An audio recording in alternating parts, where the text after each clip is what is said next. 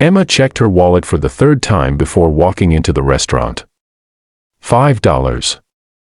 One crumpled bill and a few coins. That was all she had left after paying rent for her tiny apartment and sending half her paycheck to her mother back home. She almost turned around when she saw the elegant glass doors and the golden lights glowing inside. This place wasn't made for girls like her. But tonight wasn't about comfort.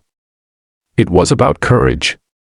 It was about saying yes to something different, even if her bank account said no. Her blind date had insisted on choosing the place. "Don't worry," he texted confidently. "It's on me." Still, Emma had learned the hard way that promises sometimes disappeared faster than people did.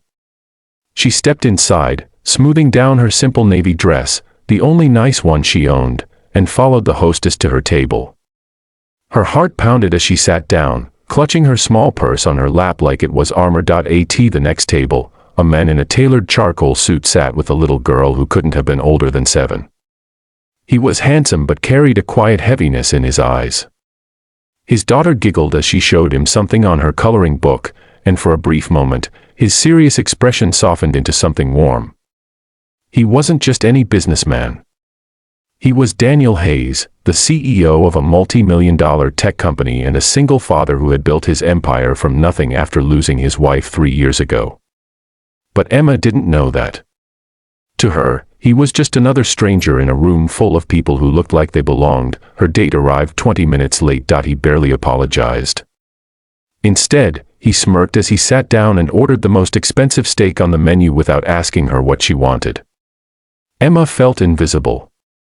When the waiter turned to her, she chose the cheapest appetizer and a glass of water, praying the bill wouldn't somehow land on her.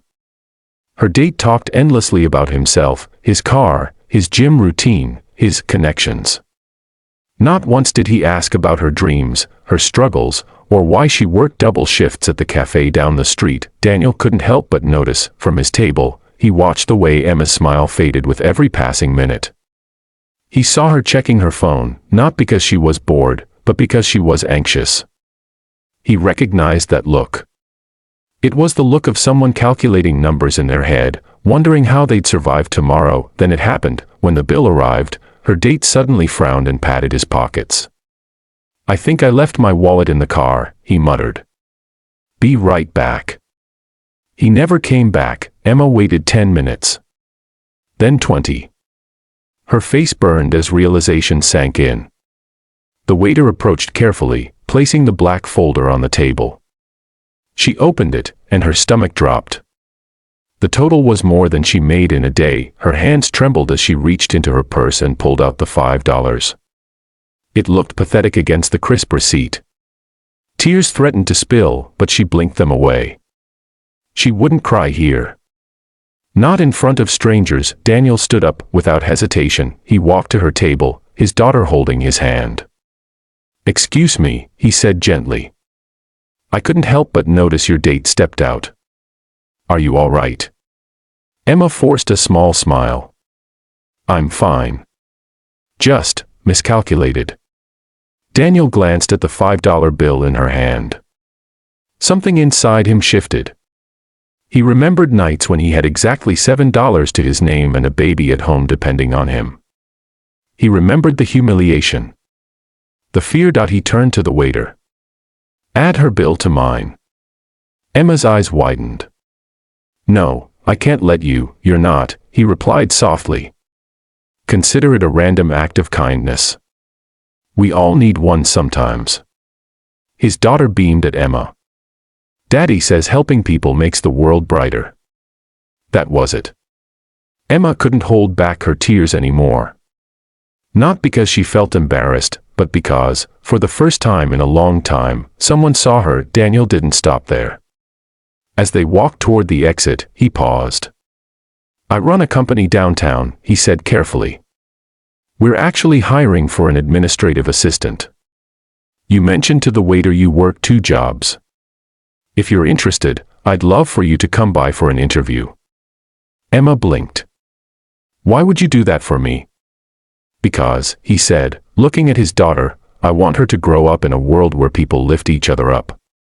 A week later, Emma walked into his office building, not as a charity case, but as a candidate.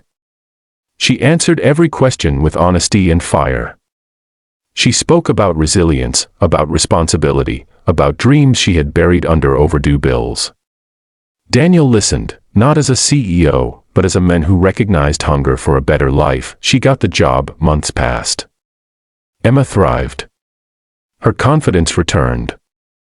She became indispensable to the company, not because Daniel saved her, but because she proved she was capable of saving herself when given a chance. And somewhere between meetings and coffee breaks, between school pickups and late-night strategy sessions, something beautiful began to grow, not out of pity, but out of respect. The night that started with $5 ended up changing 3 lives. If this story touched your heart, remember this: sometimes your lowest moment is just the doorway to your greatest breakthrough. Don't let $5 define your worth. And if you believe in stories that inspire hope, resilience, and second chances, make sure you subscribe to the channel, because the next story might be the one that changes your life.